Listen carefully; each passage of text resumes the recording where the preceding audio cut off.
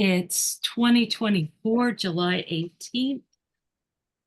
And what did I call this, guys? It was something like state of the art of training. Let's talk about it. So, is this Marcia with us? Yep. Hi, Marcia. Marcia. Nice to meet you. Nice to meet Also you. with us is Scott Thomas. Scott Thomas has very broad and extensive background, not just dogs, but advanced work with dogs also. Nice. So Scott has worked with exotic animals of many kinds in many different applications. How about you, Marcia? Predominantly dogs, bit of cats. Focus on pets. And what made it irresistible to you to come here be with us? I don't know if it was irresistible. No. Oh, come on. Mainly availability. I'm always interested in chatting with other dog trainers about stuff. And given that I'm in Australia and the time difference often precludes me, or it ends up being at a time when I've got clients or whatever, because it's daytime here when it's nighttime there. Right. I was available and I thought, why not? Okay, well, it's not the same thing as being irresistible. I'll agree with you on that.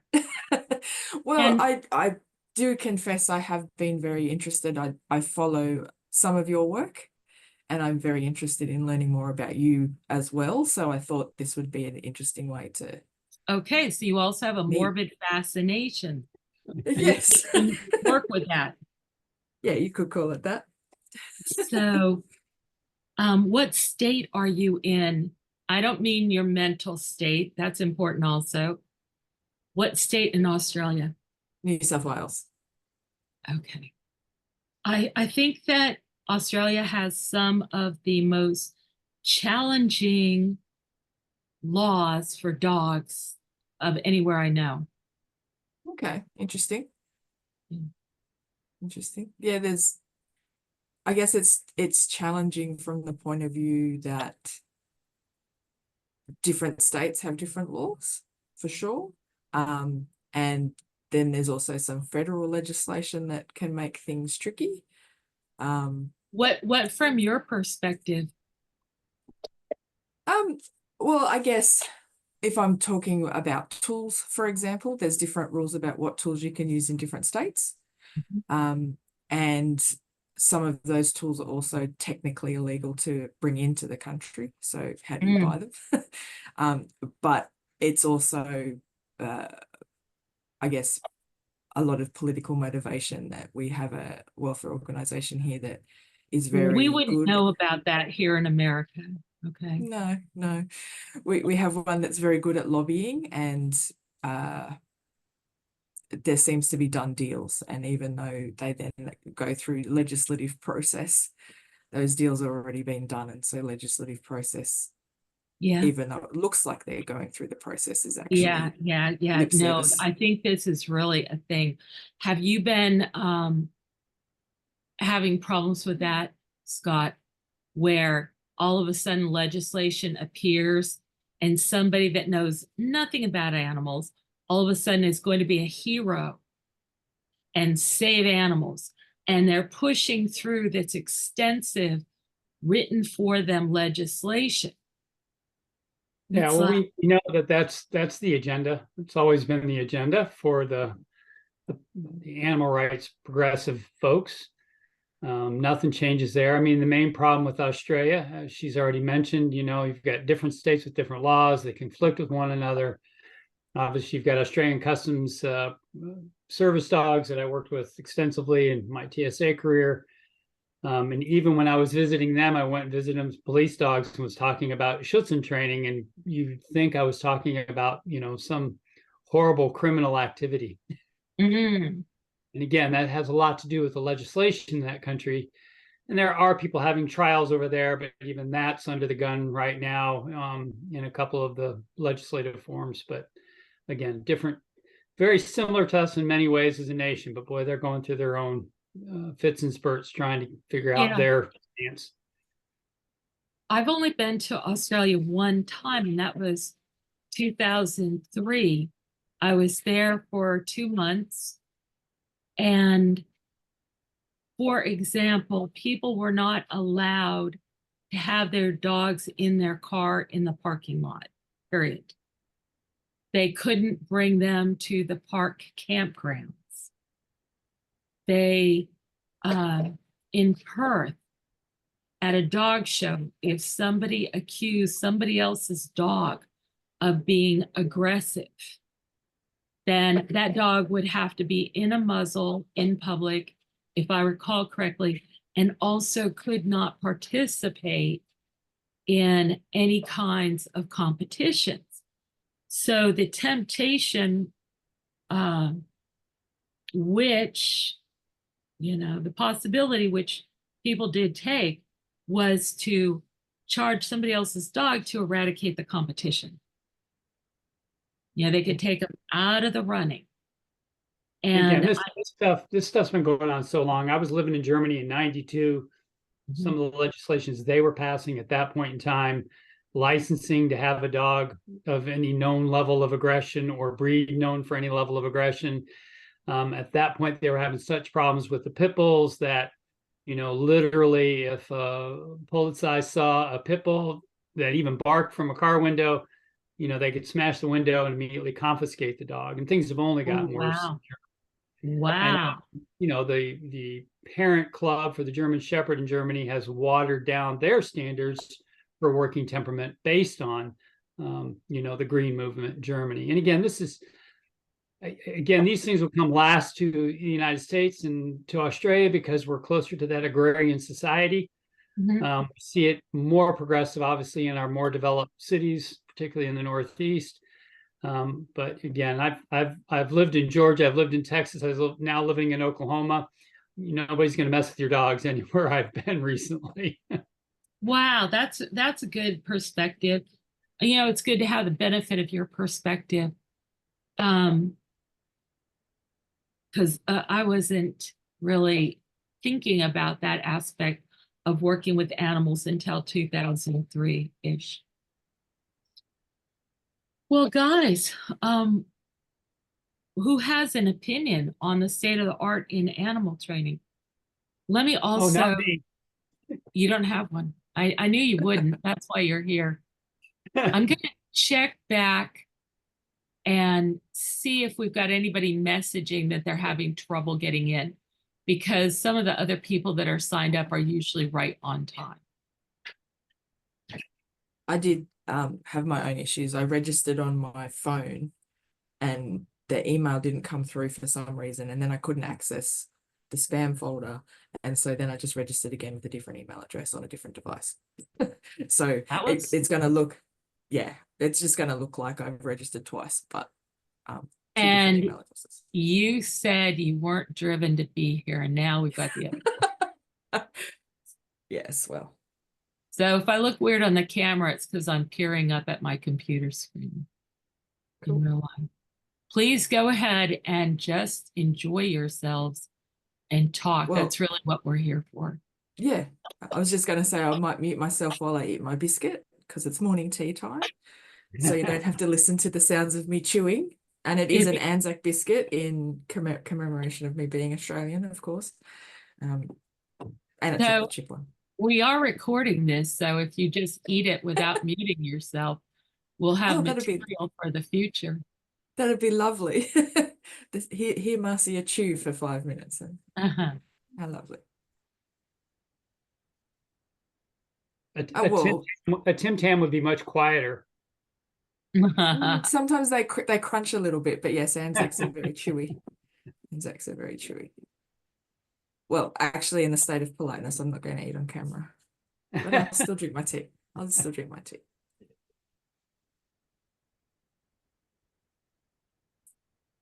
So what city you live in? Just outside of Sydney. Okay. So, yeah. Yeah, I spent a great deal of time down in Melbourne. Yeah, I do like Melbourne as well. I was actually born in Canberra, which is the halfway in between national capital. The capital city. Yes. But for work reasons, I moved here. Yeah. A long time ago now. Makes me feel old. But yeah, I'm up in Brisbane who just retired from the Australian Air Force, working canines. Lovely. We probably chat 3 times a day. Oh, very cool. Very cool. Yeah. I did live in Queensland for a period as well. So, but that's pretty much it. I've been to Adelaide in South Australia, and I have been to Perth. Got friends over there. My brother's over there. It's just such an expansive thing. I think, Australia is about the same size as the USA, but we've only got the 7 states compared to the 50. And most everything in your country is all on the coast. There's so little in Yes. the middle. Well, it's so dry and Yes. desert in the middle, so it's a bit I know trickier. people die trying to make that trip. Yeah, yeah. Yeah, my stepfather used to drive trucks for a living, and he would do that every week, drive across the Nullarbor Plain to Perth and then drive back. Yeah. Well, my mentor from Australian Customs, originally Australian Customs got free dogs from anybody in the public that had a dog, and they would drive around and get them. Now that sounds reasonable in the United States. It sounds completely unreasonable in Australia. And he basically got so tired of driving around looking for these free dogs and knowing how much money they were spending looking for free dogs that, he begged them to start a breeding program in Melbourne, and he did extremely well with it up until he retired. So it made a great deal of sense. But again, people think Australia, again, similar size to America. However, the travel is just crazy. Yeah. Yeah. And we don't have a lot of super great infrastructure either, I don't think. We've obviously got the rail line, but I think up until recently, all the gauges of the railways were different in different states as well. So you'd have to change the border and all that kind of stuff. So, but yeah, when we went to Perth, we flew. And it is weird because it is so far that, to fly there only takes 3 hours, but to fly back takes 5 because you're flying against the Earth's rotation. And so it actually takes longer. And that's just like, mind-blowing stuff. But yeah. Yeah, I still haven't adjusted to the fact, my friends in the north side of Australia, it's hot. My friends in the south side of Australia, it's cold. Yes. Yes. Yeah. We're having an Arctic blast at the moment. So in Sydney, it's quite cold for Sydney. But having been born in Canberra, I've kind of acclimated to cold temperatures anyway. So it's fine. It's fine. I'm almost done here. So just keep talking, because I'm copying the link and sending it to everybody by their emails in case. Yeah, very cool. Cool. So what's the main thrust of your dog training business? It's mainly pets. I mainly I guess help with behavioral issues, aggression, reactivity, leash pulling, the boring stuff. I do a puppy school. The whole reason I'm here is I just finished up a 3-week board and train, and everything that was described about the dog and everything the dog is were 2 different things. And she's just an absolute angel. And I'm like, this is not a dog problem. This is a people problem. Yeah. And so often is. Yes. It's like a language interpretation. They were just like, we can't control her, and she's so wild. And I get her, and I got a 1.5-year-old golden retriever who's 25 pounds overweight, and trying to get the weight off, mainly just to be able to have more motivation in the dog. Yeah. And even play. The first time I took her out for my mile-long walk, she was done in about a quarter of a mile. She was like, I'm tired now. Yeah. So I don't do a lot of the pet stuff. I just had a friend of mine said, hey, if you'll start it, and put some money in your pocket. I'm like, all right, we'll do that. But he has to deal with the people.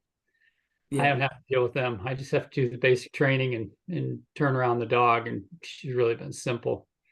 Oh, that's good. That's good. I find that the dogs often are the simplest part. Oh, yeah. Often. Yeah. Sometimes, you get a genetic anomaly or something like that where it's really is something with the dog. But well, I'm just dying because they say this is too much dog. And my personal dogs, I have a Yag Terrier and then I have a Belgian Malinois. And I'm like, if they had to live with my dogs, they would go insane. They're busy. They don't know anything else. Yeah, right. It's same. I've got a Malinois mix, but yeah. Yeah. But that, I think that's a big issue is dogs, any animal that's really intelligent and energetic and so on, it's not an accessory to your life. It becomes your life. And you really have to be ready for that. And people already have kids, which are their life, or they're, barely keeping it together in other ways. I've had very interesting experiences with pet owners because I train professional trainers, but we will get pet owners that have dogs that they're very dedicated to, they really love, and the dog is on its way out. It bites or it barks or it does certain things. So these people can join a version of the class that we call Solve a Case. And they've almost all been successful, almost all. And the one that comes to mind that wasn't successful had some form of mental illness. The dog was so unpredictable. And he would just all of a sudden, out of nowhere, turn around and attack the male owner, who was an exemplary male owner, and he ended up being euthanized. But that is the only one in all the classes over all the years. But as you guys have been talking about, I see the biggest changes in the owners, not the dogs. For sure. So they come to the class to change the dog, and they end up changing themselves. And most of these owners are not interested in being certified in my techniques. Almost all of them sign up for certification, but they never get the certification. They're not interested in getting certified. They're interested in a higher level of understanding. And that's been really interesting and very gratifying. Because when studying marketing, as I need to do constantly, I need to study marketing to become better at it. And they'll say that 85% of the people that buy even an expensive class will not even open it. And I have to admit, that's been me in certain cases. I bought a class on legal aspects of business, still have never looked at it, $2,000. Never looked at it. And they say 95% of the people don't finish the class. So our classes are small and we have to figure that out to scale up. But anyway, we had a class and I don't know, like half of the class had signed up for the whole thing, the certification aspect. At the end of the class, 90% of the people finished the entire class. One person didn't finish the last unit, but they had finished 9 out of 10 of the unit. 70% of the people went on to the second, more expensive class. Most of those people are still in the membership site. So since I don't study enough marketing, I have no idea why that is. Like, what are we doing right? What are we doing wrong? Yeah, but it's the same thing across the board, Kayce, for the fact that, I lived way out in the boonies in the country in Georgia. So I didn't have to deal with, people and pets and people walking by when I was working dogs. We were on 60 acres. If anybody drove up, they better have belonged there. Yeah. And now I'm in the outskirts of Oklahoma City. I live in a upscale neighborhood. And the surprising thing is all these people have dogs and they have no control over them at all. The dogs will aggress towards any other dog walking by. It's great for me because I get all the distractions for my dogs. Yeah. But then they'll sit there and make comment. Look how well this dog's trained is. And everybody will say stuff to me. I'm like, the simplest thing you guys miss is I've got a treat pouch on my side. All you guys have is a leash, and usually a flexi leash and a harness. And you wonder why your dog is pulling. you've designed the dog to pull. Now he's pulling, and you have no way to have the dog engage with you. So I think the marketing scheme for people signing up for classes is just the same as walking a dog. I've got to be happy that these people are at least taking their dog out for a walk compared Right. to Right. another 50% of the neighborhood where the dogs spend the whole time. Yeah. Yeah, they're also reaching out to talk to you. It's like they're looking to see, that guy has a dog and his dog is different. Because a lot of people nowadays, they're stretched so thin, it seems that they're not even looking at half of the stuff going on around. Well, and again, I think they're so confused by the media they look at. Again, everybody becomes a dog training expert watching a TikTok video or an Instagram video and don't understand in that 30-second piece how many hours of training are behind it. And yeah, it's not always honestly represented either, is it? No. And again, the media between the movies and well-trained dogs, they just had that Fallout movie came out, had a nice Malinois on it. And, small world being what it is, I know the owner of the dog. So again, she's a competitive dog trainer and has really nice Malinois. So she could get this dog to do everything they wanted to have. Nice to see them using a dog in an era where more and more animal video now is all CGI instead of using animals. 100%. Yeah, and always, I'm surprised what you didn't say that I hear from professional trainers all the time is, oh no, now everybody's going to get a pet Malinois, which is probably true. Oh yeah, it's probably true, but it annoys me. Yeah. It annoys me all the time because it's inadvertently feeding some of that breed specific legislation stuff, all that language that we use to say, no, just because a Malinois in a movie, don't get one because not everyone can handle a Malinois. That stuff really annoys me. It's true, but at the same time, my role exists to help support those choices. If you want to get a Malinois, put it through puppy school, have a trainer that will be there to support you. And then if they, if you work through it and realize, well, actually this breed's not for me, then it goes into the rehoming system or something. And obviously we don't want to do that because rescues are under pressure, but support people's choices. I try not to judge. I agree with you. You've got a dog, you've come to me, that's the first step. And I should be grateful that you're at least reaching out for help. Certainly. You got a dog, It goes across everything because I don't really understand why, but I do find that the doodles are particularly challenging behaviorally across the board. As in, most of the time, the people that find me have pretty severe problems with their dogs, or they're helping people with severe problems with their dogs. And a lot of those dogs are doodles. And why is that? I have no idea. But well, again, I think it's the same thing as we were just talking about the Malinois. The doodle became very popular. People bought into the idea that it was a hypoallergenic dog. If you read the stuff from the guy who created the first Labradoodle in Guide Dogs, I think in Sydney. Oh, okay. I think he basically says he wished he'd never done it. Yeah. Interesting. And why did he wish he hadn't done it? It didn't yield what he wanted, and his move was not to create a dog that would become this global popular thing. He was trying to find a hypoallergenic dog for people who had allergies for guide dog school in Australia.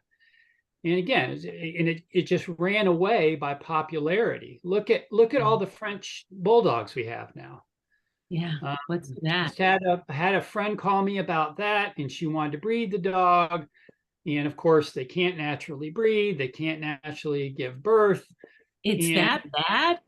And she called me and she says, she was first called me about advice about getting the breeding. I said, if you're going to do it, get a good reproductive specialist. Don't quack around with it. Don't shortchange on the money. Spend all the money you can because it's half going to be done surgically and you want to hit the timing right. And the end result being the dog ended up with an open pyometra. And she got the dog as a pet, an adorable dog. I love the dog dearly. And, her son's a big dog breeder. And he was like, well, let's put her on antibiotics and save her so we can breed her in the future. And my response was completely different, a perspective issue. why mess with it? You got this dog as a loving pet, not necessarily to breed. If you want another puppy, you can buy another puppy. Don't mess around with it because the pile can be bad. You've got a fully infected uterus. So, have her spay and get her on antibiotics and let her live a full life, which she ended And up in doing. that case, switch breeds. It's like it's unethical that we're breeding animals that with known physiological issues at that scale. There's numbers of breeds with that issue. I won't make that call because that's not my business. Yeah. If I know when I was breeding dogs for TSA, there was lots of questions about using different drugs for bringing them in and holding them off and all the rest of it. And the head veterinarian from the Army Veterinary Corps came up to me and says, "Are you going to use these drugs?" I said, "If I have to depend on drugs for breeding dogs, I'm in the wrong business." And they left me alone. And I know there was lots of discussion about that at international working dog breeding conferences because Really? those breeds are awful. I mean, they're major carcinogens and cause all kinds of health problems. But again, I went with natural breeding and we regulated everything through natural breeding. If I had two females come in at the same time, we tended to find that breeding, offsetting their breedings, offset their cycles as well. So we had females coming in regularly throughout the year because you would hate to be in a breeding program where all your females come in at the same time because it exhausts your resources. So, you want to do it healthy. And again, the French bulldogs are cute little dogs, but again, rapid growth, and now you want to breed them, and now it becomes a much bigger ordeal than a dog that can breed naturally. I had another friend breeding a dog last weekend, and talking about the timing the whole way through. I said, go now because you're going to be in a car for a day and get the breeding done, get 2 breedings with live cover. You're going to have 7 days worth of cover. So it'll probably be right over top of when she has the most eggs available. Everything will be fine. And, trying to work with that. Again, his perspective was his firstborn child was having a birthday and he didn't want to be gone for that. So how do we work with it? And it's ironic now because the veterinarians are suggesting that these numbers are written in stone, which they are not.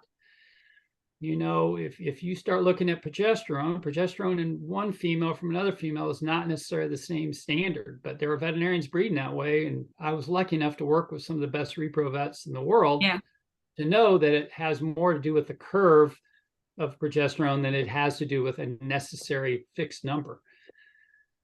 So again, there's so much of that going on. And now you have a whole lot of people with a whole lot of dogs post-COVID. And again, these dogs, all I have to do is take a walk through the neighborhood and I see it every time. I find it interesting with the doodles that I think we're actually exporting a lot of Labradoodles now under trying to call it a Cobber dog breed, and I don't know how successful that's been in registering it as a breed. Cobber dog, as in COBBER, Cobber dog. A COB as in Victor, ER? No, B for Bob. Okay, no wonder I'm confused because my last name is Over, so yeah. Yes, right. And what does Cobber refer to, or Cobber? Cobber is a Australian slang for a friend. The old g'day cobber. It's just Australian slang, and they've I believe one of the first people to go ahead and breed Labradoodles tried to register Cobber dog as the breed, and that breed house, or what do you call it? Breeding establishment anyway, their registered breeding name, I guess, is Cobber dogs, and I think they're doing some successful exports to the US and Canada. But it's interesting. I think some of them here, I am seeing what I would sort of refer to as almost neurotic. And a lot of those doodles seem to be that way, particularly, we call them cavoodles. I think you might call them, I think you might call them cavapoos over there, the ones with the Cavalier King Charles doodle mixes. And they've kind of come full circle now. I'm actually getting a ton more stable cavoodles. So it's almost like that breeding cycle where, they're initially starting with the poodle and the cavy, and then they breed the cavoodle to the cavoodle, and then, you know, and there seems to be neurosis depending on what level of generation you get. And then it seems to start, it's now starting to stabilize or improve a little bit more from some breeders. They are a very popular, like puppy I farm think dog, a lot I of it, think. I'm sorry, go ahead. No, that's all right. I was just going to say that they seem to be a popular puppy farm dog. And so there is a mix still, because obviously puppy farms churn them out a little more for the money, I guess, and aren't focused so much on the actual breeding for temperament. Whereas there does seem to be some very focused breeders that are focusing on the temperament. We are seeing Yeah, more it's so stable complex. cavoodles come through. Isn't it? Isn't it? It's so complex because I worked in laboratory scientific research, and I was director of a lab animal facility. And the scientists bought dogs from puppy farms. And that is a USDA. They're not called puppy farms. Oh, they could be called puppy farms. They're not called puppy mills. Yeah. And a lot of the people that are accused of being puppy mills are like Mennonite or Amish breeders. And the USDA has strict requirements, and they go in and inspect once or twice a year. And the people are meeting all the requirements. And the requirements, I used to have to meet them myself, both for the lab animal facility, but also because I was a licensed owner of a facility, because I had a monkey for 31 years. And the requirements are all written for indoor laboratories. So if you're going to keep a monkey, they want you to keep it on epoxied floors with like 1,000 gallons an hour air turnover, something like that. Like you have to turn over the entire volume of the air of the entire facility at least once an hour. And you have to have 4-inch drains, and you have to, not only does no personal home where any of these animals might also live, like my monkey weighed 3.5 pounds, not only do I not have any 4-inch drains in my home, but neither does any zoo or any conservation park or any monkey in the wild. The requirements are all skewed for managing laboratory and research animals. And so the vets used to have, the inspecting vets used to have the ability to grant variances. So when they came to my house and they saw I didn't have a 4-inch drain, they could look at everything and see what I did and how I managed things and so on, and say, yeah, that's okay. And then what the animal rights activists started doing is pressuring the USDA inspectors to hold everybody to the letter of the law. And they started calling all these things puppy mills. And they were extremely prejudicial against them. And in reality, any animal lover that would go to a run-of-the-mill commercial farm for any other animal in America would be appalled at the conditions. But there's a different standard because this is a dog versus a cow, or in particular, a pig. And it's just really illogical and unfair the way that people have looked at professional dog breeders. And I'm talking about on a wide scale. And there's different problems. Like professional breeders that can be so conscientious are also, from a population genetics perspective, incredibly damaging, because every gene is modified by many other genes, or not everyone, but most. For example, in horses, there are only 3 coat colors. you have multiple colors of white and multiple colors of red and blah, blah, blah, blah, blah. And these are all modification genes that affect these three basic colors that result in, I don't remember how many coat colors, but at least 30. And what happens in these private breeder things, you know, these conscientious breeders that will follow their puppies and everything else, the tendency is every time you see a genetic problem, rather than ask, why didn't we see this problem up till now in this population? Because that answer is probably going to be something related to, we keep teasing out the breadth of the genetic material, and now we're seeing more and more recessives that are unmitigated by other genes. So they start further reducing the genetic material. So it's like, okay, I'm an ethical breeder and I'm not going to breed these, what is it? The little corgis. And it's probably in other dogs too, but the corgis have some kind of an eye thing going on. And it starts out, they can see it, but it gets worse over generations. So all these responsible people have been electing to remove their corgis from the gene pool. Well, the corgi gene pool isn't very big anyway. So from an exotic animal perspective, we believe that there have to be at least 600 diverse individuals, you know, genetically diverse individuals, to maintain a viable genetic pool. And some dogs are just doomed from the get-go, because what did they figure that at some point Dobermans had been down to 15 individuals, and yet people are still trying to breed Doberman dogs, but they're not opening the registries.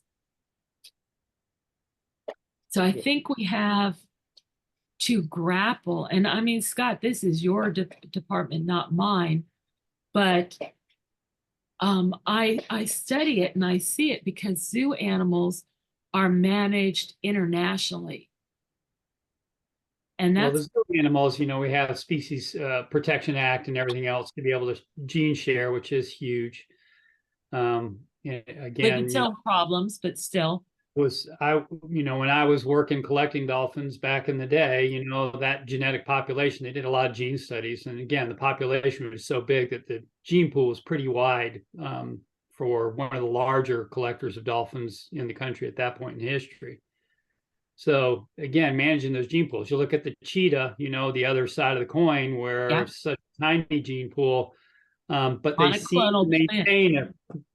seem to maintain a pretty good health pattern, even though they are so close genetically. They're geriatric. How is it, you know, that our laboratory rat people have these, you know, line bred by 100 generation rats that have no health problems? I know in the dog genome book by Ostrander, you know, she talks about a breed called the Chinook, which was originally like 4 or 5 dogs, and, you know, a couple of health problems, but not what we would consider. But again, you have to really look at the genetic base of all that and figure out. Yeah. But again, we look at how they manage that base over time. The Iditarod, you know, you have dogs that are so crossbred, you know, you've got a huge amount of genetic variation with the phenotype for performance being similar. So, you know, they're not worried about purebred or pedigree. They know where their dogs came from and what worked well. I think it's ironic that they found genetically in the Iditarod dogs that the dogs that run the best have a 16th or less pointer in their bloodlines. And you just, why would you put pointer in there? And there must be some endurance factor or longer legs or whatever that worked into that pattern of stuff. And again, even as we consider the genome and its variation, we can then go to the epigenome, which now runs it by another 20,000 X factor, trying to figure out what can come. I mean, you talk about coat colors, and we know that you can add or delete certain food qualities to mice and change the color of their coats. Really? I didn't hear that. Wow.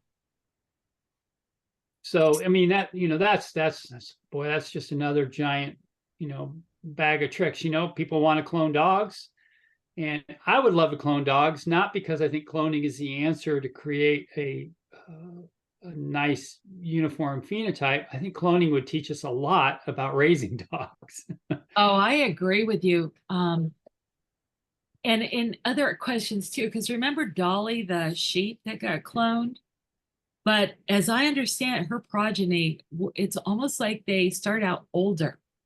They start out genetically older. I don't think they had a full because their lifespan. mitochondria itself is older, and mitochondria is the work engine in every cell of your body. So there is some to that, not to the degree originally they were concerned with.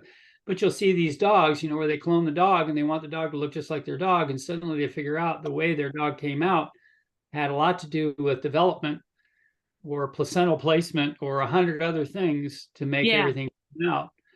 I know when I was in Australia, they had a lady at Monash.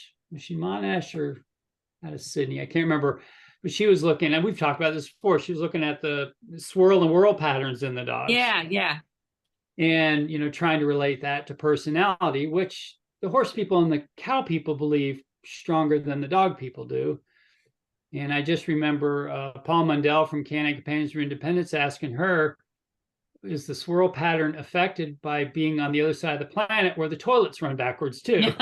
Yeah. Like, do you have she had no answer, which would be really interesting to see if you're in a different hemisphere, if that affects the overall swirl patterns in dogs. So you have to look at all that stuff with, a lot of it. I have a buddy who's a Malinois breeder, and if he has a Malinois without any white on it, he gets rid of it because they're too pretty. He goes, if they're that pretty, something's going to go wrong. Interesting. So he likes a big white flash. I can't stand the big white flash.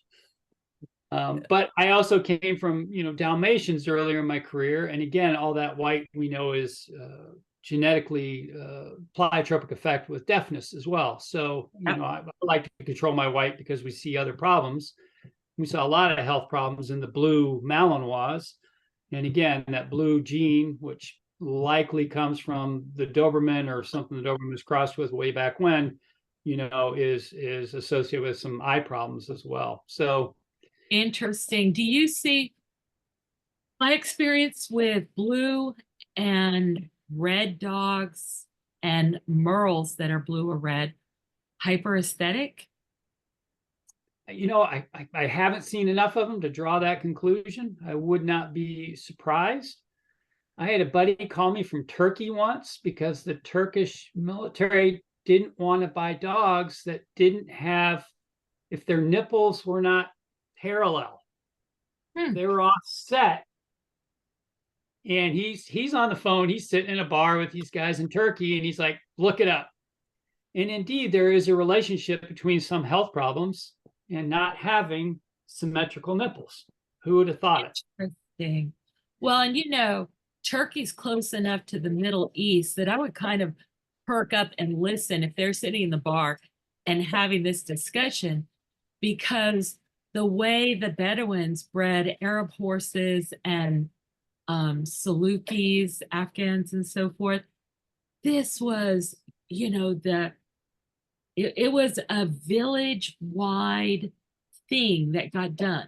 You didn't decide who you were going to breed your dog to. The village decided what pairings would happen and why and how and when.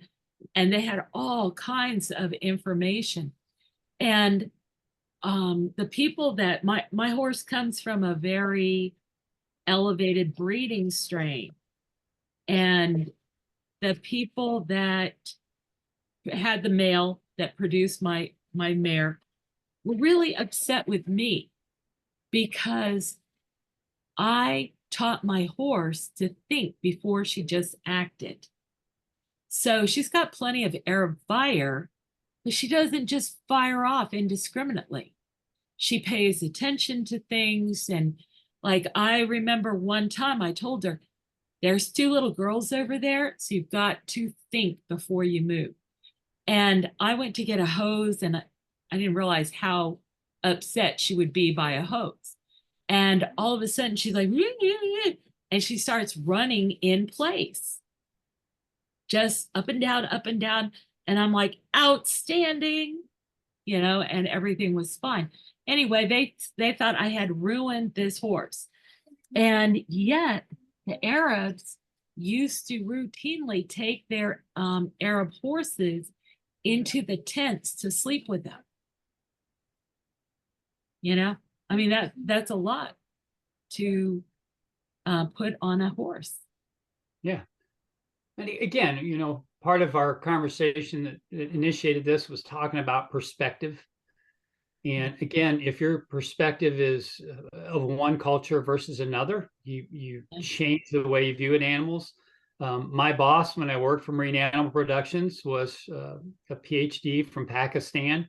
He had no respect for animals whatsoever. Yeah, I know your boss. That changed over time only because dolphins could be purchased from the wild at $5,000 a pop in, you know, the late 70s and early 80s. And at this point in time, you know, they're worth easily $200,000 or $300,000 for a captive dolphin. So he changed his song, but he didn't want us wasting fish on husbandry behaviors. You know, and you got trainers who want to do everything you can to support your animals.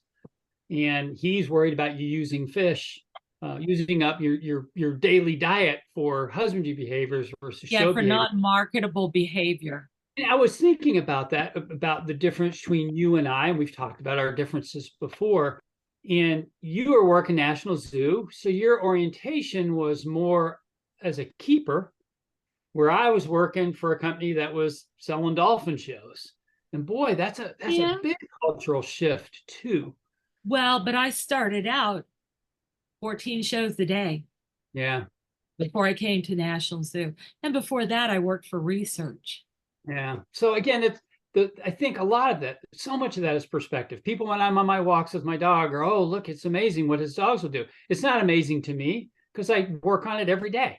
Yeah, and you would do it with about these little.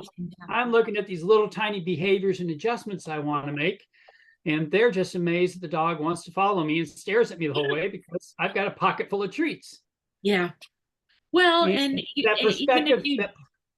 that perspective just plays into such a large degree, and I think getting worse over time than it used to be. And that was just why I kind of poked the bear on you when you were talking about, you know, and I said, is that a perspective? I knew you would. I knew you would. And did you see how it's ready to go? Well, let's take it to the discussion, Scott Thomas. And you're like, any day. That's like, we are. Scott and I have been friends for a long time. And even though we're different, I think we're both very much the same because we're both constantly pushing behaviors across the entire spectrum. Yeah. Yeah. Now, what we're not doing right now is we're not talking about the state of the art in dog training. You know, as soon as you bring up state of the art, it always brings me back to our little discussion about that Donahoe thing. The guy being all affiliated with University of North Texas, and can't remember the gentleman's name that runs that program.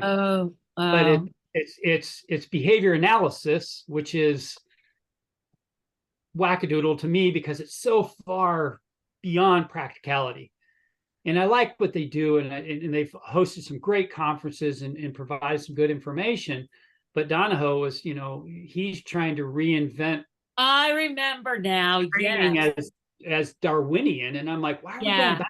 So let's go forwards. And you know, I am a neo-Pansapien. That's a word.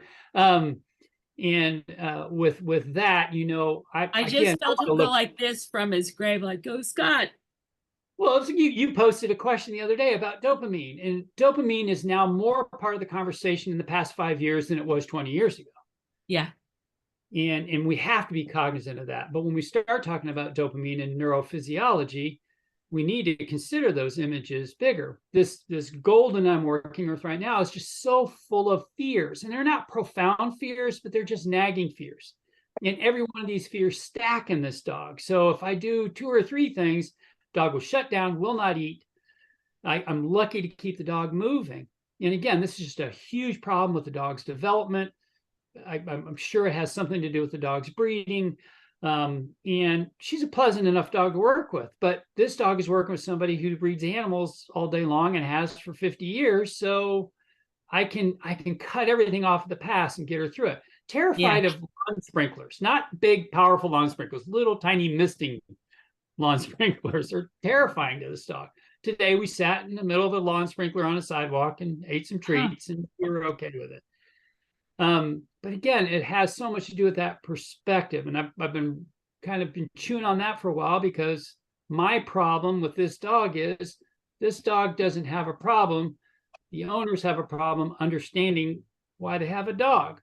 I think they would have been happier with a rock than they would have with a dog. But also where you will naturally move something around to take that dog through a problem, and there won't look like there is a problem. They won't do that because they're not, No. they're not zen with that. They want the dog to be wrong. And the only thing in this dog that I consider wrong is when the dog shuts down, because that puts the trainer in the worst possible position. When you've got a dog who's just through, that can't be motivated, oh, it's so painful, because you're working with something that's broken. And I've worked through all that. She's been a great little dog, but the problem isn't the dog. The problem will be the owner. Okay. So I'm not going to drag us kicking and screaming back to state of the art, but since we're going to make a recording, I think it would be good, or we are making a recording, I think it'd be good if we at least touched on it. So in the the podcast I did, where I realized on these podcasts, I really wish there were other trainers just like this. And we could even turn this one into a podcast if you guys were willing. But it's like trainers need to get out there and talk about this stuff at this level and problem solve and get ahead. You know, we're isolated until we start getting pressure to get rid of this prong collar or this e-collar or whatever. And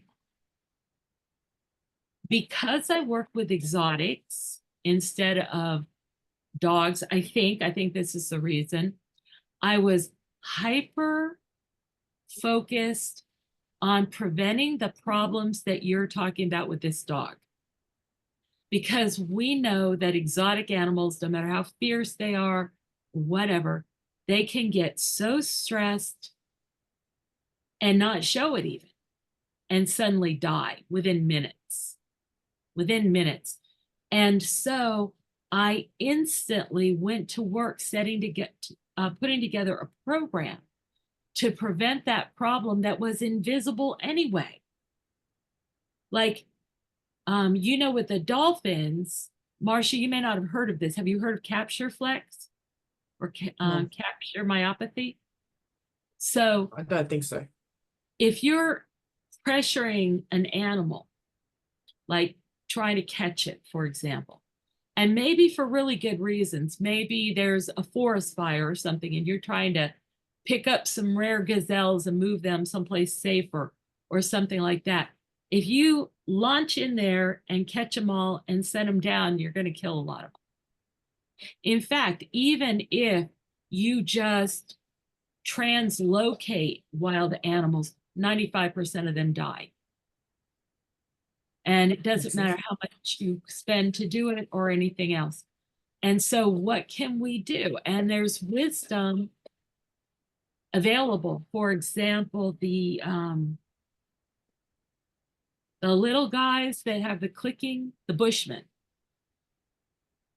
knew that if you want to catch an antelope, if you walk in on it, so you just walk just far enough away that you keep moving the antelope until it gets tired and it lays down and it goes to sleep. And then you could go in and do anything you want to. Then you can go in and catch it and move it to a new place and it'll be fine. But you have to let it get exhausted.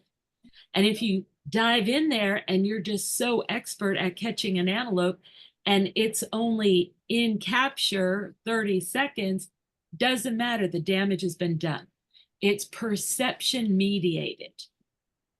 And I remember when the federal agents intercepted a shipment of Commerson's dolphins going from South America to a park in Japan. And these animals had been illegally, everything about it was illegally. And amongst those illegal things, Scott, if you can believe it, they had them in boxes of water. And when the agents opened those boxes, one was already dead. One died within 5 minutes. 2 came to Mystic. One of those died within 2 weeks of liver and kidney failure. And the other one had calcified scoliosis within 24 hours. And her skin sloughed off in big patches for an entire year, at which point she died also. So it's like the effects of this acute stress on these animals is profound. And so I'm going to offer you, Scott, I'm going to offer you, because I just started this class again. And I'm not thinking you need this class, but I'm thinking your customers might. And I think you would find it very interesting. But we go in and we've got it all down to a protocol, how to turn dogs like you're talking about into self-managing dogs. Because when you do all this work like you've done, I can hear it in what you're saying. You're worried about turning the dog back to the owners. But when the dog understands the process and buys in on their own, and no human is required for them to be successful from that point. And I wouldn't have done it the way it ended up happening, but I had just trained a bunch of trainers at Wood Green Animal Shelters. And Wood Green came up with a list of 29 animals that they were going to euthanize because they'd been in the shelter system for up to 3 years. And they all had one problem or another that they just couldn't put these dogs in a new home. So these trainers that had just come through this program said, could we just take 2 weeks to try these dogs again with this other system? And Wood Green said, okay, we'll have 2 weeks. And the way they were set up, that was equal to approximately 15 hours of training time. So at the end of 2 weeks, 27 of those animals, and it was mostly dogs, but it included a goat that wanted to butt people and a really mean horse. So 27 of those animals corrected their problems, learned their on and off lead obedience, and got put up for adoption. Every single one was adopted within 1 week. And they'd been there up to 3 years, but until that point. So then the last 2 animals were a tail chasing bull terrier and this really mean horse that nobody that knew her wanted to help her. So this dog trainer goes, all right. Anyway, the horse had to learn to get in a trailer, that kind of stuff, get its feet done and so on. And the bull terrier had to learn to manage herself and not tail chase. And so Wood Green gave them 1 2-week extension. So they had a total of up to 30 hours of training time. At the end of that extension, both animals were finished. They both got adopted within a week again. And at the end of 2 years, not a single animal had been returned. At that point, I came back and I said, what did you tell these people? They didn't tell them anything. So these animals have been trained using intermediate bridges, name and explain, treats, all this stuff. But they went from this learning environment with absolutely undeveloped owners, just whoever came through the door and adopted them. 2 years later, we called all the owners. every single animal was successfully still in its new home. And the horse people I talked to a couple of years ago, and it had been 15 years and the horse was still going strong. So, to my surprise, these animals had become self-managing, requiring no intervention from any human. Now we understand exactly how to produce that. And long and short of it, we start out using dopamine as a reinforcer. We're not using any food for this particular task. No, no punishers of any kind. No toys. The only thing we use is dopamine. But as we go through this process, we see the animals making a really important pivot. And that pivot is where they start, instead of self-medicating with dopamine, they start self-medicating with GABA and serotonin. And that is life-changing. We see them just turning away from dopamine right and left. Then they go into the new situations and there is no problem. Now, if you don't get that, we have what we call 5 milestones. If you don't get the dogs to the 5th milestone, you're not going to have this. The milestone is not about you going through some steps. The milestone is about the animal coming to a recognition. What's in it for them? And it just blows my mind. Never in my wildest imagination did I think things even could happen that way. But we were just talking about it in one of the groups, and it was like, we're not even training our own dogs anymore. Did you say you weren't training your dog as much? Me? Yeah. Oh, I still train. I train every day. Okay. Okay, somebody else was saying they don't train their dogs much. Now, I'm not saying they're not working with their dogs and not doing things and not learning, but less and less obedience kind of stuff. In other words, what is the answer of a healer trainer when it comes to a dog being afraid of lightning or something like that? They're going to say, put the dog on a place, right? And the dog will learn to stay on his place, and you will not have the problem of your dog ripping up the screens or being around the back of your neck, hanging on and slobbering down the side of your face. But the dog on its place, if it's afraid of thunder and lightning, will be sitting there shaking and stressed, and so on and so forth. If you take that learning process of that dog just a little bit further, it changes everything.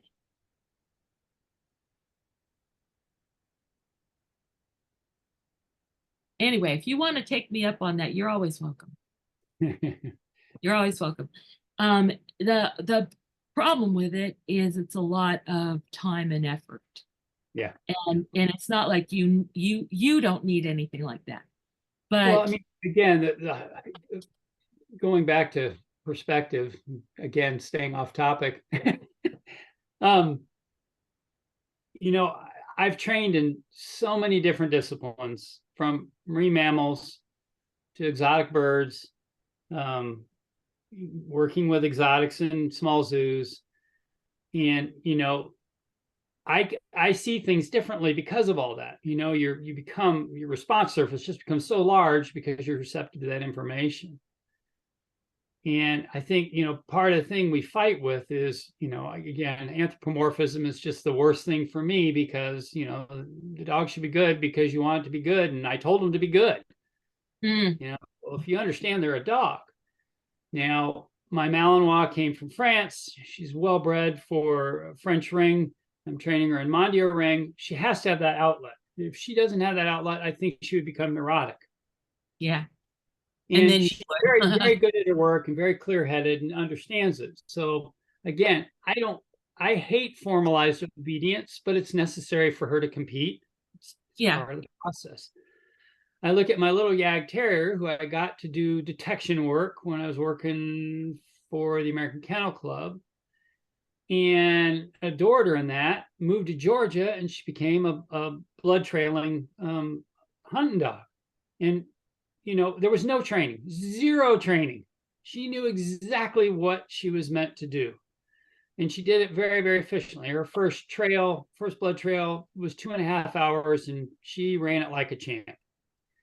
And even when I tried to train her or refresh her mind as hunting season came up, I felt like I was wasting my time because I'm being artificial in the approach. I'm trying to do what I think she's doing, and she's probably doing something completely different. You're like putting together a teaching program for something that's not even necessarily cognitive for her. Again, the information is just so completely different. When she's on the trail of a live deer, she's picking up more signal than I can possibly imagine. You know, there's so much processing through her. And I think that's the big battle for everybody is letting that dog be what it needs to be. This golden should be an efficient retriever at 18 months of age. The retrieving has been heavily suppressed in her, so I'm going back to pure puppy play, and she enjoys it. And again, terrified of going back with the owners because they're going to make it this trained behavior instead of a behavior she adores doing. Yeah. And again, after breeding and raising 600 Labradors for retrieve instinct, you know, the less we did and let the dogs develop on their own, far superior than trying to train it into the dog. Well, and especially the way we train a lot of times. Yeah. Because, okay, so I'm going to share with you guys one of my pet peeves. And Marcia, I apologize because it's not in dog land, but really it should be. Okay. So as a marine mammal trainer, this is one of the places where Scott and I differ in our approach. I worked extensively with targets versus with shaping. So the difference would be if I sat here and I said, okay, Marcia, I'm going to tell you do a good. What am I telling you good for? Good. I don't know. Good. Good. Do you know what it is yet? I would have good the eyebrows. Okay, even you're wrong. That's the only thing you can see. See, but that's it. We would pick something we can see from the outside. And now you created a monster, Scott. You said eyebrows. It was every time you moved your mouth. Okay. But the point is, I'm picking something that looks very obvious to me, and you're being very quiet. So there's not very much to choose from as far as I'm going to choose a behavior to reinforce so that you'll do more of that particular behavior. Well, what I saw when I was working at the oceanariums and the zoos is I'd pick people out of the audience and I do the same thing with them. Next thing you know, the people in the audience would be roaring with laughter. And the person that was being trained was mystified. They're sitting there like, and I remember one guy, he's like, oh, I don't know. Gosh. And that's the thing, right? What could be more obvious than this? And so I'm bridging every time he hits his head, and he was absolutely clueless. And the audience was laughing because it was so dramatic and everything. And finally, I just had to relieve the misery of this guy. And I said, it was whenever you touched your head. And he's like, I was touching my head? Because the people on the inside looking out, if I asked them, why am I reinforcing you like I just asked you, they would say, because I'm smiling at you, because I'm trying to help you, because I like you. They didn't say because I moved this hand or anything like that. They were focused on their intention of cooperation and not on their actual actions. Let me back up a little bit from Marcia for the fact that a lot of this came from dolphin trainers who all share a common space and have to rotate through different pools and what have you to get their turns. So they learned how to play these games very, very early in their careers. And again, you got a room full of 12 trainers and you start marking a behavior. So again, very, very natural and normal for Kayce and I to think that way. But you'll see a lot of dog people that are not as observant in watching subtle behaviors in changings of animals, where we lived in a culture where we were toned in that direction. Yeah. But we're talking also, we've been talking about dog owners, and they're not honed in that direction. So I want to talk to you just a minute about target training. And with target training, we'll start out with a finger presentation. And first, we're going to teach the animal the markers. And so if this were my animal and this was my food, it would be like this: XX, XX, XX. Then I'm going to teach, that's the terminal bridge, okay, which is in this case X. Then I'm going to teach the intermediate bridge, which is a signal that says you're on the way to success, but you're not there yet.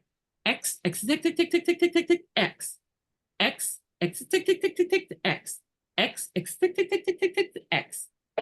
Then come back with a target. I'm going to present that target right in front of that animal's muzzle, so close that if he accidentally breathes, he's going to touch it. Here, X, here, X, here, X6.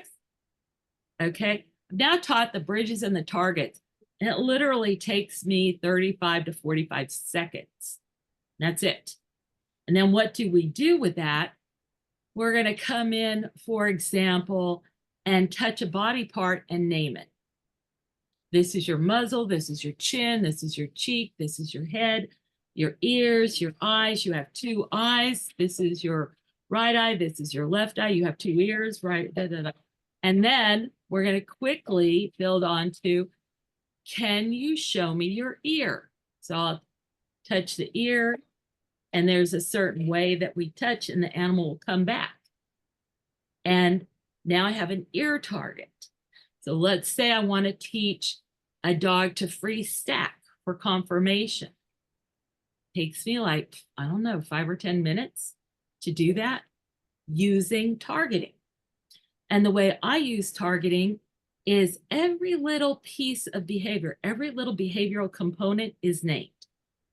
So this is ear, this is your right ear, this is your left ear. I can say, I can teach the eyes the same way. By the way, we just went through and tested it. Our standard progression of teaching body parts from nose, working back and down, we will cover at least 30 concepts in a minute and 2 seconds with multiple recording. In other words, we did this multiple times, and it took 1 minute and 2 seconds to cover 30 different things. Well, each of those things is named as it's created. So this isn't just, will you touch that? This is here. So whenever that animal hears the word here or target, he knows to look for a target. Whereas an ear, he knows what that is. If you tell him left versus right, then you'll also apply that concept of leftness to turns, sides of the body, fields of view, all this kind of stuff. And it takes less than a minute to teach the difference between left and right. And then we apply it out to all these different things. So then, in very quick order, you get an animal that's got a library of behaviors with names, little pieces of behavior with names, which we can then come up to the animal and say, okay, we're going to do this, and it's going to have dot, dot, dot, dot, dot. Can you do it? And the animal will start to work through it. We'll, prompt him where necessary. And then we'll give that new behavior a new name, which is that particular set of all these little things. It's like giving a word a name. A word is made out of all these phonetic sounds, but then it has its own meaning and its own name and all that stuff. But what it allows us to do, for example, a trainer that did a lot of television and advertisement work had, these directors of these movies and stuff, they'll have really definite ideas of what they want. And they'll give you like 2 or 3 months ahead of time to train for this stuff. And then you get on the set and they want to see the behavior and they look at it and they go, yeah, I don't really like that. Could you change it to be, from this to this? And we start shooting tomorrow. It's like, But it turned out that this dog that learned behavior in little pieces with little names, all she had to do is give him a different laundry list. And he was ready the next day. It wasn't like a typical behavior where you just had to, kind of like build it like you would a clay pot on a turning wheel. It was like Legos. So Scott is very skilled with shaping. And if you're really skilled with shaping, you might not hunger for targeting the way I do. But with targeting, I feel like it really levels the playing field because anybody can build a spaceship with Legos. They don't have to be, like a jazz musician. They just have to build this thing by very simple rules. So I'm really concerned because in marine mammal training, before the days of clicker training, targeting was much more advanced than it is now. And it has gone completely backwards.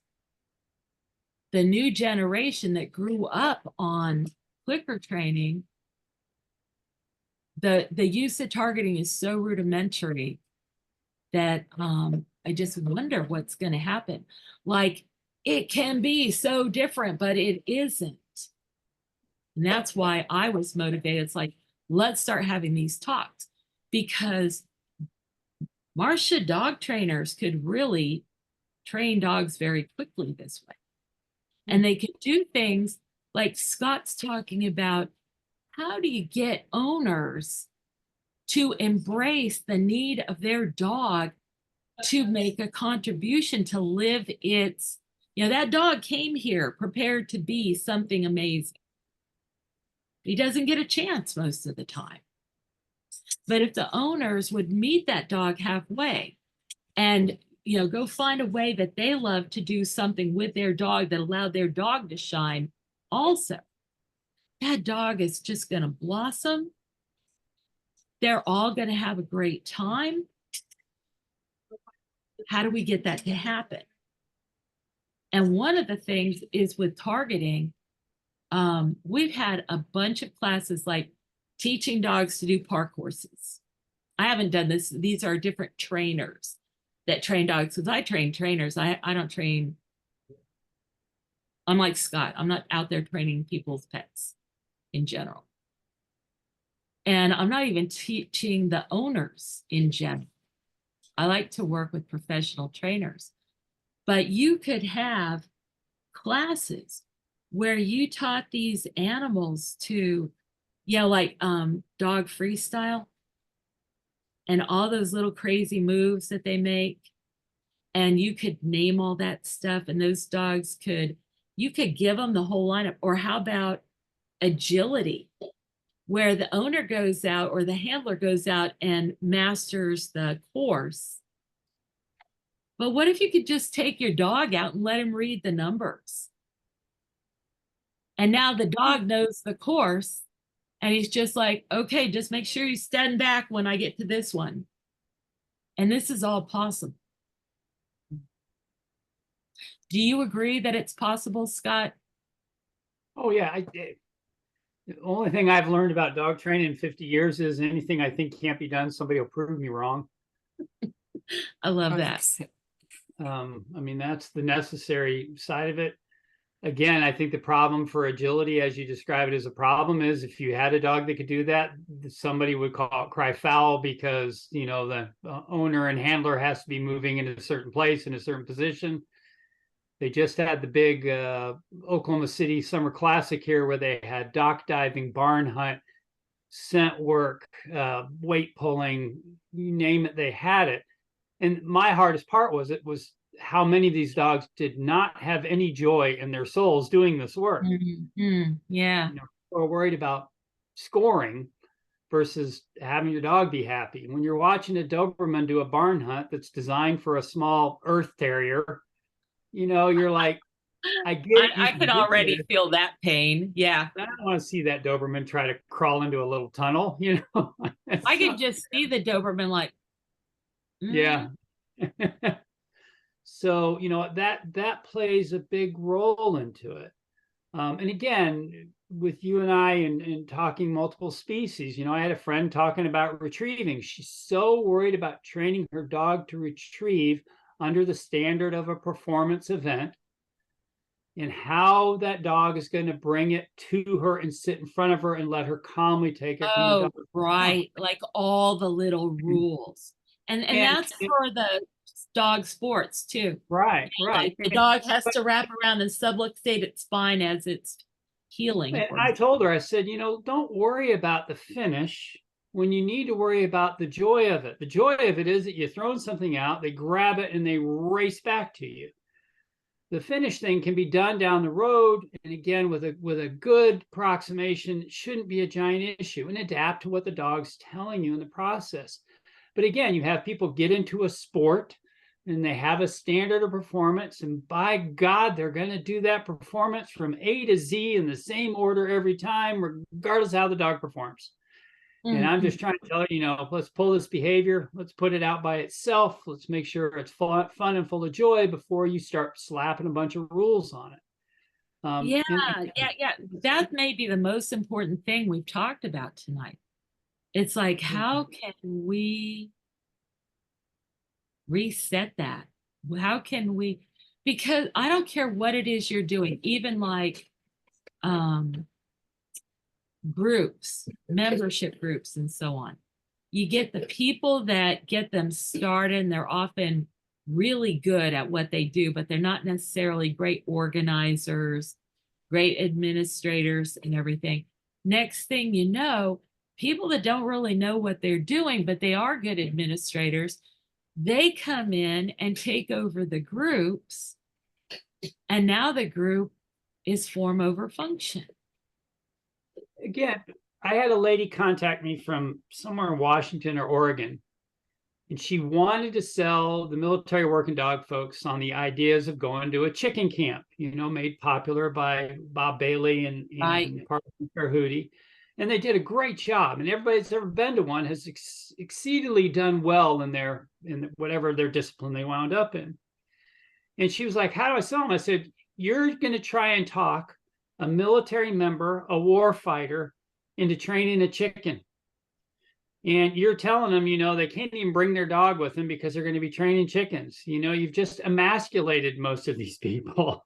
And again, would it be a good idea? Yes, it's an excellent idea, but it should be part of the uniform process of, before we're going to let you touch a leash, you're going to train a chicken to do a whole bunch of stuff. And again, now you get to work on your timing, how to keep the animal from reward, how to get the animal to reward, the purpose of a marker in between all that. And so many of those camps are so brilliant and there's so much work done. I would love to run chicken camps, but I think it's the same problem. You got somebody that's got a German Shepherd and you tell them they're going to train a chicken, they're going to look at you like you're crazy. You and I love the idea. But here's the thing. Why can't they train dogs instead of chickens? There's no inherent reason that it needs to be a chicken training camp. Just the chicken, again, facilitates rapid process with a green animal. I think it's a brilliant process, you know, before they start handling a leash. And particularly for people who are adopting some kind of a discipline where there's going to be rules and silly things that are part of the process, and understanding the difference, why you back chain, why pre-max principle is important to understand. I have the hardest time getting people to adopt pre-max principle. Why are Okay, you making so the dog? I don't know what it is. I don't.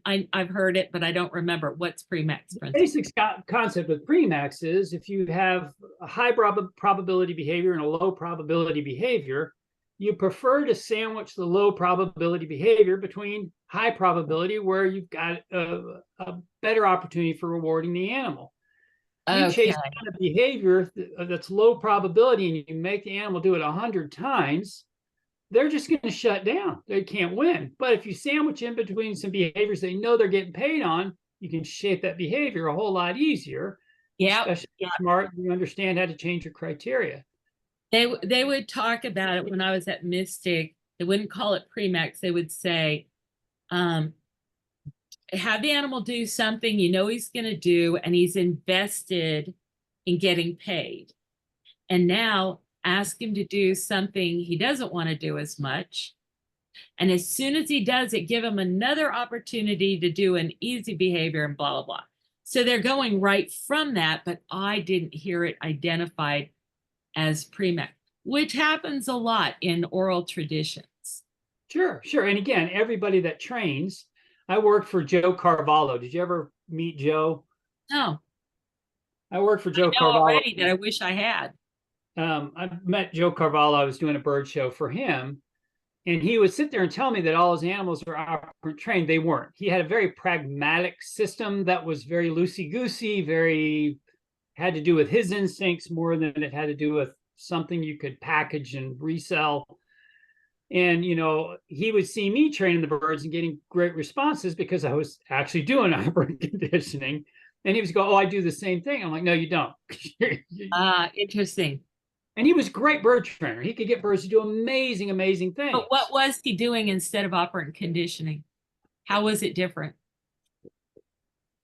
Kind of like maybe, I don't know, different in the fact there's a bird. You can't put a leash on him. He could read the birds extremely well.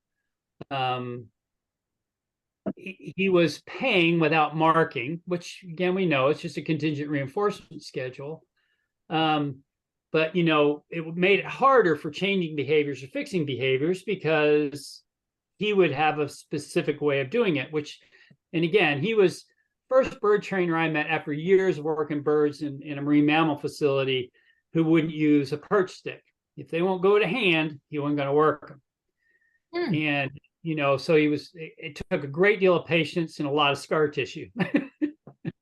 Interesting. He would typically get birds that somebody else had rejected, and then he would put them in a show environment, where they could be worked every day. And then, obviously with the parrots and macaws, you got a lot of time on your hands. You can spend a few years shaping a bird and getting it ready for performance. And again, very, very, a lot of techniques I still use to this day on, if you're going to offer a bird your hand, offer them tight skin, don't offer them loose skin. Oh, interesting. These are important skin, you're gonna hurt. And again, we had that same thing. Again, a lot of the dolphin trainers, one of my favorite dolphin trainers, his dad was the first flipper in the movies. And I would have to sneak and watch him train because he couldn't describe it to you, couldn't tell you what he was doing, but his instincts were honed through a lifetime of growing up in this stuff. So I'd have to sneak around and sea lion facility, peer through a fence to watch him train. Yeah, like at a baseball game, looking through the be able to watch him do what he's doing. Bill Corbin. Okay, I don't know him either.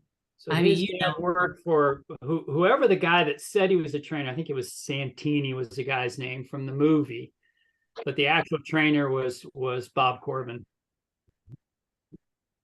Interesting. Corbin, who just recently passed.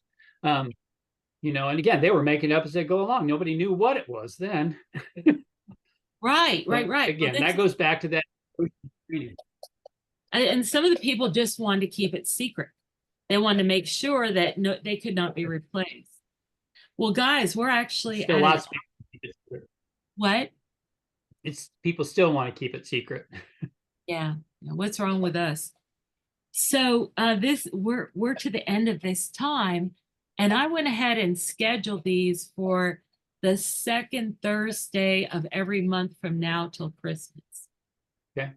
So if you guys were for it, we could just continue this conversation and beguile our friends into it, maybe. And so I hope you'd like to do that, because I've had a blast talking with you. That's We always interesting. have a blast. And Marcia, all the stuff we're talking about with all these other animals, it's all totally applicable to dogs as well. Oh, 100%, 100%. I've not that experience, I guess. I don't even do sports with dogs. Yeah. I'm purely pet dogs. Purely, I fell into it through my own pet, you know, that typical Yeah. story. And studied cat behavior as well, because I like cats as well. I'm a both. If someone says cats or dogs, I say both.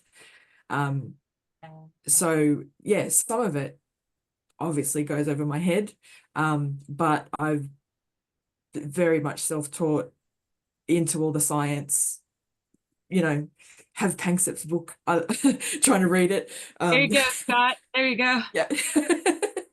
And again, the gift of me was having met him before he passed. Yeah.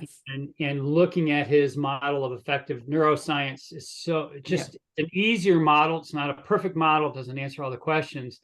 No. But literally, I went up and talked to him after the conference, and he's just a tremendous human being. It was an amazing, amazing man, and has written it out. And again, now we're not looking at emotions as we typically look at emotions, and understanding how we're shaping these primitive emotions in the directions we want. Very, very, very. And he completely changed my whole thinking from being, you know, kind of Skinnerian to considering so much more of this stuff. Yeah. And 100%. I totally agree with that. Yeah. I mean, Panksepp really gave us permission to, before that, if you dared to consider emotions in an animal, you were being anthropomorphic. right.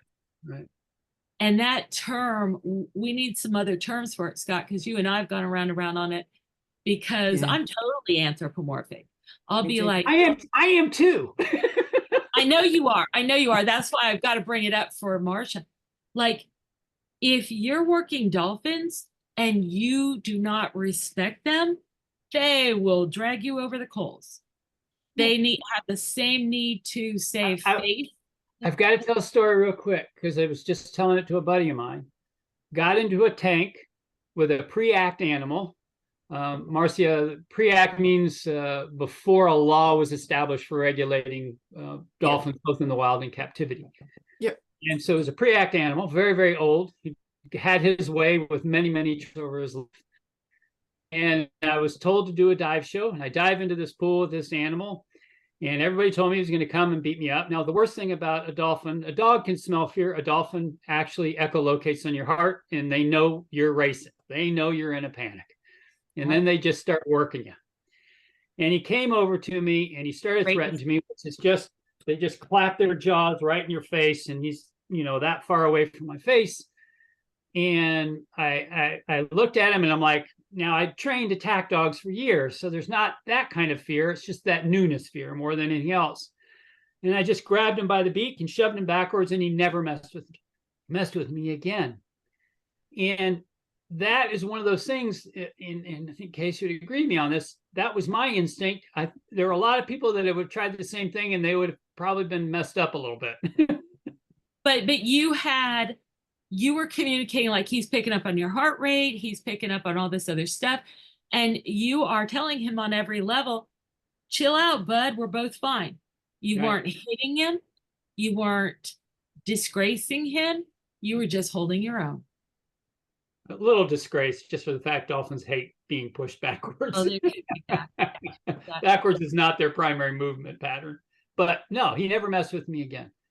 And again, the dolphins have tremendous amount of emotion. The birds even more. Yes. And cats. Cats. You make a cat upset, and you might as well just leave for half an hour.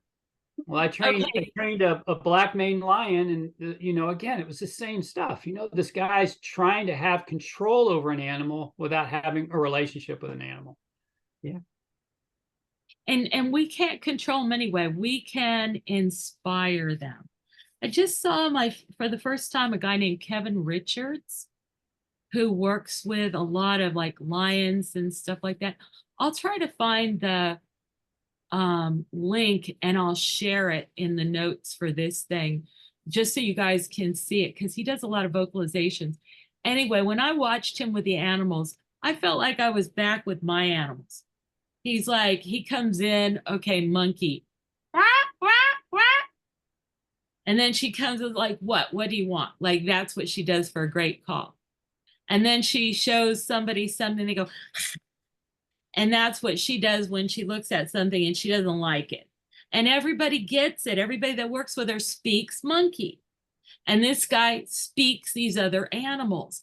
And then he goes in with it. He's like, oh, this animal is like challenging me a little bit, but okay. And then I said this, and then I said this, and now hey, you're heavy, So it was really interesting, but I felt like, yes, this is what it's like. You're not making them other. They're one of us. We're just there together. Nobody's afraid of anybody. Nobody's trying to push each other around. Okay, critical question. We have to agree on whatever we're going to do with this recording. We can just share it with ourselves. We can share with the people that registered. I can make it a podcast. I'd like to make it a podcast because I'd like it to be out there for people. But if you don't feel comfortable with whatever we discuss, we don't have to do that. So how do you vote? Oh, you've always had my permission to share any of our conversations, Kayce. You know that. Yeah, well, I think we feel the same way about that. How about you, Marcia?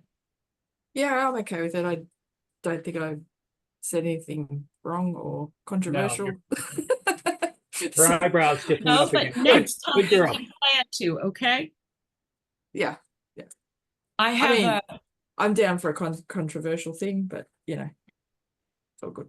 we'll plan for it, okay? We'll be Yeah. waiting for you next time. I have All a good.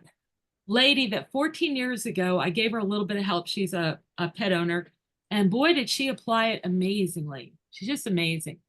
And I checked in on her after 14 years, and the ingrate had 8 million views on her YouTube channel.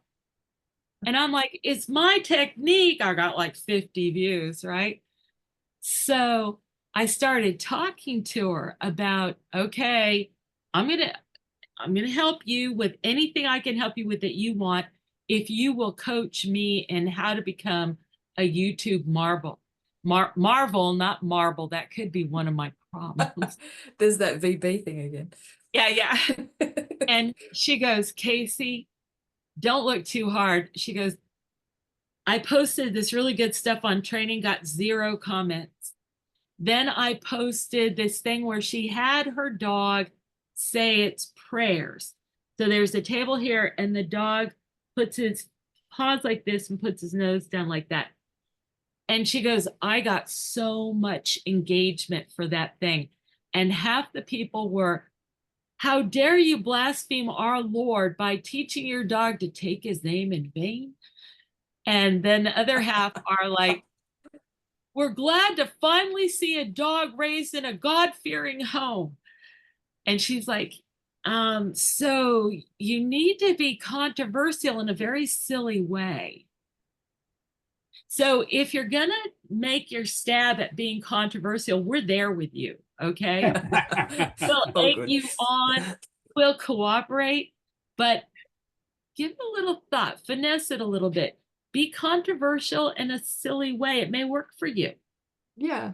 I think we probably also need to make sure, I guess this comes up in conversation sometimes, and even though we're all speaking English, sometimes there's a language barrier between Australians and Americans, maybe. Just I guess as an example. Tank versus yank, something about tank versus yank. At one time I knew some Sydney slang. Yeah, No. so go ahead. Well, just, I said the word puppy mill, or the phrase puppy mill earlier, and I guess I didn't phrase how I mean puppy mill to mean. So sometimes when we're using labels, which is all about perspective as well and ties in with everything that we've talked about, sometimes we talk, what we're meaning to say is maybe misunderstood because someone has a different thought of what the label means, right? And here we can draw it out because it's not like I'm hearing it from you for the first time. We hear it all the time. Yeah. And all these people are very superior about it. And I happen to know people that are professional dog farmers, and I'm like, they're getting a bad rap, and it's not fair. And it's not just fair. because I said, you know, a puppy farm, I guess, here in Australia is that controversial high volume establishment that maybe isn't considered an ethical breeder, but they're always conflated with ethical breeders and backyard breeders. Backyard breeders to me are either an oops litter or someone that is breeding potentially for the betterment of the breed. They just happen to do it in their backyard. So, you know, it's making sure that we have the, right. Well, and so, here, let me further confound your future, because that's what I like to do most. And that is that the so-called puppy mill breeders may be the salvation of domestic dogs. And here's what I mean. If you're going to get a dog from a regular breeder, then the genetics have been so rarefied already. If you're going to go to the pound or the shelter, whatever, and get a dog, you have to sterilize it immediately.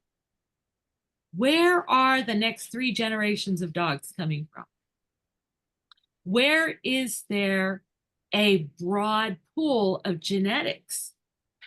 Because as you alluded to, if you're going to have King Cavalier Spaniels and crossbreed them with French Bulldogs, and let's throw a Malinois and a Poodle in there for good, you're not going to have Maladoodle. Diverse genetics. You have